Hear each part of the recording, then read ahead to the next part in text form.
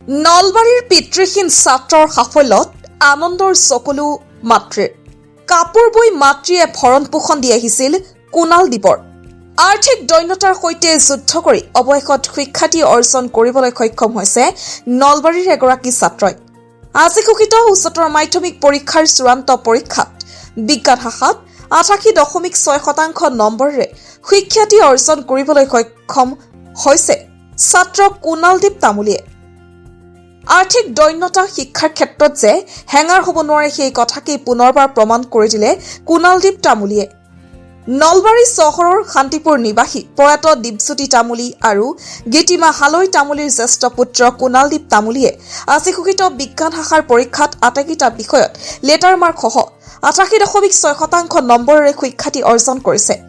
নলবাৰী চহৰৰ ডেক্সৰেটি একাডেমীৰ পৰা কুণালদ্বীপে অৰ্জন কৰিছে সুখ্যাতি। নমস্কাৰ, মোৰ নাম কুণালদ্বীপ তামুলী। মই HLC ফাৰ্ষ্ট ফাইনেল ইয়েৰত 88.6%। কোন কলেজৰ? আপোনাৰ ডেক্সৰেটি কোচিং ইনষ্টিটিউট।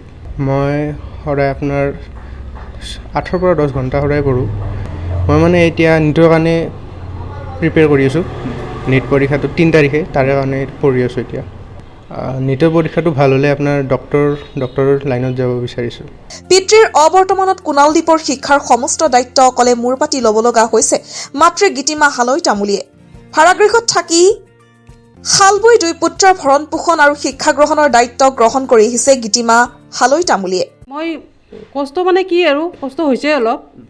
পঢ়া শুনাৰ পৰা আজিকালিতো জানেই কিমান পইচা লাগে পঢ়াবৰ কাৰণে। মোৰ একমাত্ৰ শালে ইনকাম। সেই কাপোৰ বিক্ৰী কৰিয়ে মই এনেকৈ তাক পঢ়াইছোঁ। আৰু সিও বহুত চেষ্টা কৰিছে, বহুত সময় সি পঢ়ে। যিখিনি সি মানে পাইছে নাম্বাৰ, সেইখিনিক লৈ মই বহুত হেপ্পী।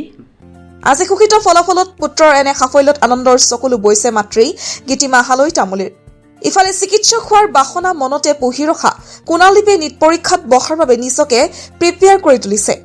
মোৰ মায়ে বহুত কষ্ট কৰিছে আমাক পঢ়াবৰ কাৰণে, আৰু মই বিচাৰোঁ যে মই জীৱনত কিবা এটা প্ৰাপ্ত কৰি তেওঁক সুখী কৰিব বিচাৰোঁ।